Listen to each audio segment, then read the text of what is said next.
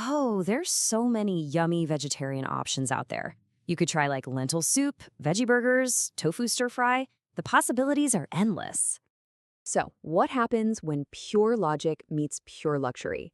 We're about to dive into a really fascinating archetype, one where a super quick, analytical mind finds its perfect home in a world of beauty, art, and unshakable stability. This is the story of Vṛṣabha Budha, and it's this incredible fusion of intellect and artistry that we're going to unpack. Okay, so to really get this, you gotta understand the two key players here. First, you've got Budha, which is Mercury. Think of Budha as the perpetual student, always curious, always seeking knowledge. It's the very heart of communication and intellect. Now, imagine that energy moving into Vṛṣabha, or Taurus.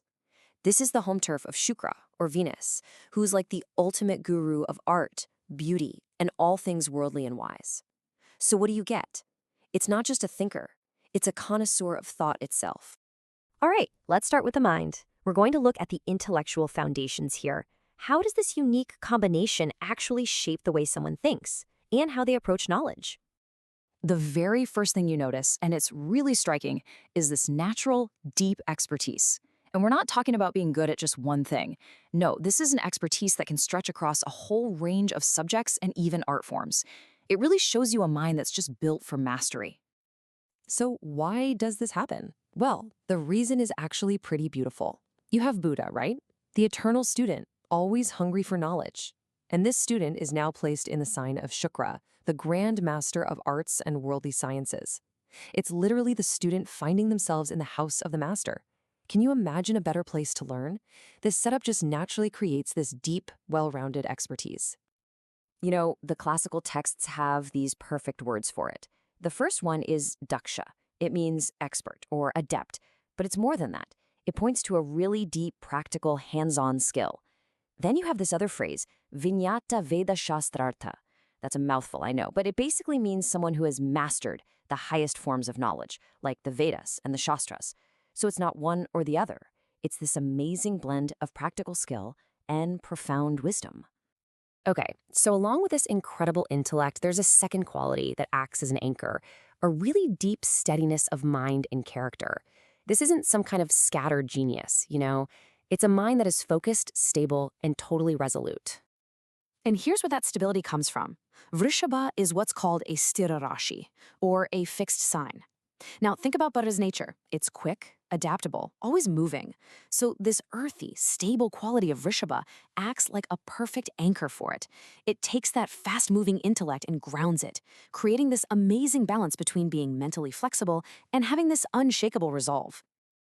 And again, the perfect term for this is sthira prakriti. It's simple, really. Sthira means firm or steady. Prakriti is your core nature. Put them together and you're describing someone whose entire being, their very disposition is just naturally stable and enduring. So we've looked at the intellectual foundation, this mind of depth. Now let's shift gears and look at the person themselves. How do they express all this? How does that inner world show up on the outside and how they interact with everyone? One of the first things you'd notice about their social side is this incredible capacity for giving. And I don't just mean simple charity. This is something much deeper, a kind of wholehearted, nurturing generosity. It's almost motherly in how it feels. And the why behind this is just fascinating. See, Vṛṣabha is the sign where Chandra, the moon, is exalted. It's at its absolute best. And the moon is all about that nurturing maternal energy. On top of that, the sign is linked to the three great Devis, Sarasvatī, Lakṣmī, and Durgā. So when you place Budha right in the middle of all that, it just soaks up this divine giving quality. The term they use for this is pragalbhadatta. And what a great word. It doesn't just mean a giver. It suggests someone who gives boldly, with confidence, with this huge heart. It really speaks to how deep and sincere that charitable nature is. Now, let's talk about how they express themselves.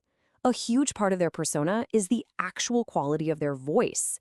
Their speech is usually soft, really pleasant to listen to, and often has this natural touch of humor.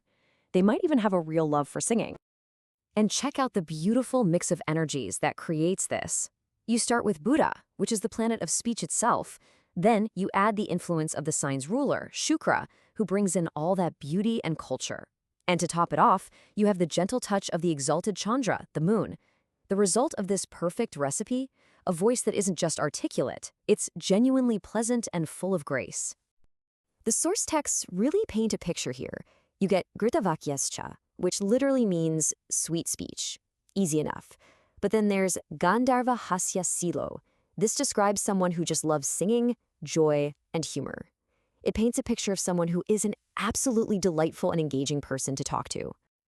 Okay, so we've covered the mind and the persona. Now let's get tangible and talk about this archetype's connection to the physical world. You know, things like wealth, beauty, and sensory experience. How does such a refined mind actually deal with material reality? Well, one really clear way it shows up is in a love for beautiful things. We're talking about elegant clothes, beautiful jewelry, decorative garlands, just a real appreciation for beauty that you can see and touch. And again, this comes from a powerful synergy. You got Budha, a planet that's naturally interested in appearance and how things are presented. Then you place it in Vṛṣabha, the sign of Śukra, who is the absolute master of luxury and beauty.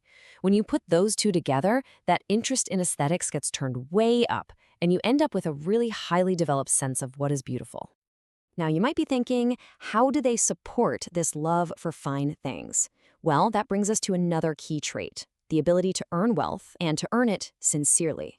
This isn't about winning the lottery, it's about building prosperity through honest, hard work. The connection here couldn't be more direct.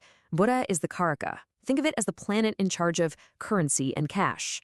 And Vṛṣabha, as the second sign, it's considered the Naisargika Dhanabhāva, which is just a fancy way of saying it's the natural house of wealth in the zodiac. So you're literally putting the planet of cash into the house of wealth.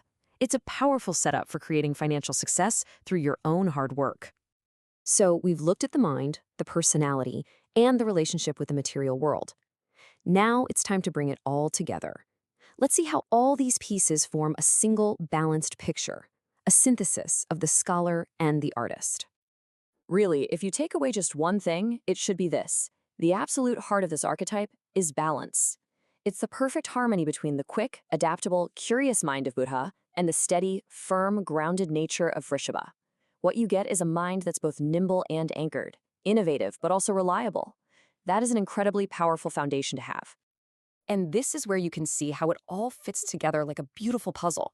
The scholar's deep expertise, the generous heart of the giver, the refined sense of beauty, the ability to build real wealth, and that unshakable, firm character. These aren't just a list of separate traits. They're all woven together. They're all just different sides of one complex, graceful, and deeply grounded person. And that really leaves us with something to think about, doesn't it? This archetype shows us what a perfect synthesis of logic and beauty, of mind and matter can look like. So maybe the question to ask ourselves is, where in my own life is my sharpest intellect trying to find its harmony with my deepest sense of beauty?